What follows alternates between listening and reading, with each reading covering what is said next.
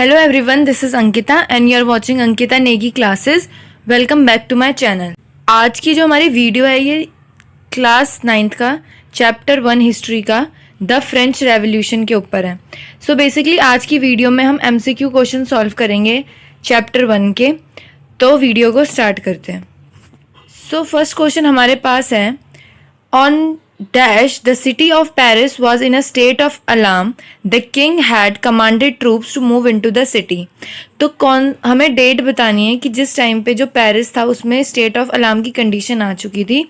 सो इसका आंसर हमारे पास हो जाएगा 14 जुलाई 1789. Now question number 2. What was the main protest by the people? जो पीपल थे वो किस चीज़ के लिए ज़्यादा प्रोटेस्ट कर रहे थे? इसका हमारा आंसर हो जाएगा option B which is behaviour of the king. Now third question. Some 7,000 men and women gathered in front of the town hall and decided to form a dash. इसका हमारा ऑप्शन हो जाएगा correct B which is people's militia. Now question number 4. A group of several hundred people marched towards the dash part of the city and stormed the fortress prison the Bastille where they hope to find hoarded ammunition. अब हमने देखा था इसमें सबसे पहले कि Bastille क्या था. बेस्टाइल वहाँ की प्रिजन थी. उसका हमारे पास करेक्ट ऑप्शन हो जाएगा A which is eastern. Now question number 5. In 1774 who was the king of Bourbon family ascended the throne of France और who was the king of France during the French revolution. अब इसमें मैंने दोनों type के question बता दिए कि कैसे आ सकते हैं. इसमें हमें बताना है कि 1774 में बर्बन फैमिली में से कौन सा किसको सिलेक्ट किया गया था एज अ किंग. और जो सेकंड है उसमें भी हमें बताना है कि फ्रेंच रेवोल्यूशन में जो किंग थे फ्रांस के वो कौन थे. सो इसका हमारा आंसर हो जाएगा Louis 16 which is option number D. Question number 6. The term old regime refers to. तो इसमें हमारा करेक्ट ऑप्शन हो जाएगा option number B society and institution of France before 1789. Now question number 7. अब क्वेश्चन नंबर 7 में हमें बताना है the word leverage stand for. जो लिवरेज वर्ड है इसका मतलब क्या था. ये फ्रांस की करेंसी थी. क्वेश्चन नंबर 8 इसमें हमारे पास है what was the E state general. अब ई स्टेट जनरल क्या था. पॉलिटिकल बॉडी को बोला जाता था. Now next question. अब इसमें हमारे पास 9th क्वेश्चन है the third E state comprised. अब हमने देखा था कि हमारे पास टोटल इसमें कितने ई स्टेट्स थे. तो ई स्टेट हमारे पास इसमें फर्स्ट, सेकंड और third.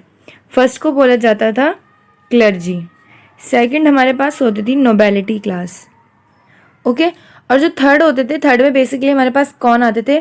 Poor peasants, small peasants, landless labour, ठीक है, artisans, big businessman, lawyers, teachers, ये सारे आते थे. तो इसमें हमारे पास करेक्ट ऑप्शन हो जाएगा ऑप्शन नंबर डी.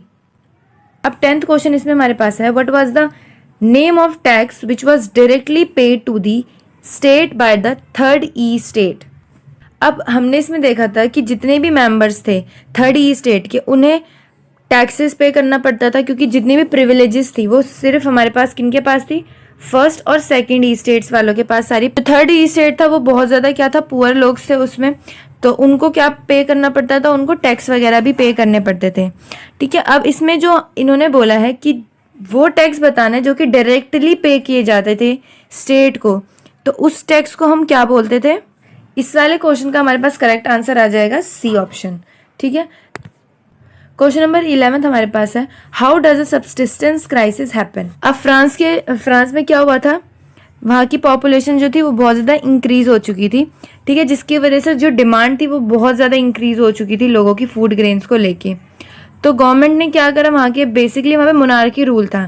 ठीक है. यानी मोनार्की रूल मीन्स कि जो किंग या क्वीन होते हैं वही वहाँ के रूलर होते हैं. ठीक है. तो जो वहाँ का किंग था उस टाइम पे यानी लुइस 16 था वो बिल्कुल भी क्या कर रहा था लोगों की समस्याएं नहीं देख रहा था. उन्हें जो प्रॉब्लम हो रही थी उनको ठीक नहीं कर रहा था. तो और बल्कि उन्होंने क्या करा लुइस 16 ने उन्होंने जितने भी फूड ग्रेन्स के प्राइजेस थे उनको भी इंक्रीज कर दिया था. ठीक है. तो लोगों को बहुत ज़्यादा प्रॉब्लम फेस करनी पड़ी थी उस टाइम पे. तो बेसिकली क्राइसिस आ चुकी थी वहाँ पे. तो वो किन के ऊपर थी.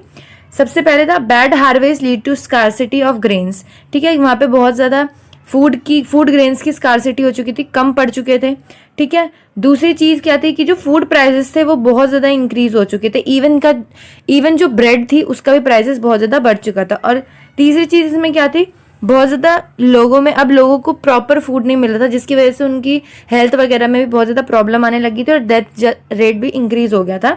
तो इसमें हमारे पास A, B, C तीनों करेक्ट है, तो इसका हमारे पास ऑप्शन आ जाएगा option number D, which is of the above. Now question number 12, which of these book was written by John Locke. अब हमने देखा था कि जितने भी फिलोसफर्स थे तो उन्होंने क्या करी थी, बुक पब्लिश करी थी, ठीक है, जिसमें उन्होंने वहाँ की सिचुएशन या हम उनको कैसे ठीक कर सकते हैं या गवर्नमेंट, इन सब के बारे में बताया था। अब उन्होंने पूछा है कि जो ऑप्शन आपको दे रखे इनमें से जॉन लॉक जो थे उनकी बुक कौन सी थी। तो इसका हमारे पास करेक्ट आंसर आ जाएगा 2 ट्रीटीज ऑफ गवर्नमेंट। ओके, इसको ऑन को ऑफ कर लेना। Now question number 13, which of these book was written by Montesquieu. अब जो मॉन्टेस्क्यू थे वो भी हमारे पास फिलोसफर ही थे, उनकी बुक का नाम क्या था, तो ऑप्शन करेक्ट हो जाएगा इसमें the spirit of laws, option A. Now next question, the idea of social contract between people and their representative was carried forward by. उन्होंने बोला था कि बेसिकली जो पीपल यानी जो आम जनता और जो उनका रिप्रेजेंटेटिव है यानी जो रूलर होगा, जो उनको रूल कर रहा है, उनके बीच में क्या होना चाहिए, एक सोशल कॉन्ट्रैक्ट होना चाहिए, ताकि लोगों को कोई भी प्रॉब्लम हो तो वो अपने रूलर से जाके हेल्प मांग सके या उनको अपनी प्रॉब्लम बता सके। एक सोशल कॉन्ट्रैक्ट का उन्होंने आइडिया दिया था और उन फिलोसफर का नाम क्या था, रूसो, ठीक है। तो ऑप्शन नंबर 20 में हमारे पास करेक्ट हो जाएगा। Now question number 15, question number 15 हमारे पास है, who said the task of representing the people has to be given to the rich. ठीक है, ये जो लाइन थी ये किन्होंने बोली थी, तो इसका करेक्ट ऑप्शन हो जाएगा option number B, which is Jean Paul Marat. Number 16, when was the last time monarch decide to call a meeting of his body. अब हमने देखा था कि जब वहाँ पे सिचुएशन इतनी ज़्यादा ख़राब हो चुकी थी तो जो लुई 16 थे उन्होंने मीटिंग बुलाई, ठीक है। और इसमें हमारे पास एक क्वेश्चन था कि लास्ट टाइम मीटिंग कब हेल्ड हुई थी, तो इसका करेक्ट ऑप्शन हो जाएगा option number B, which is 1614।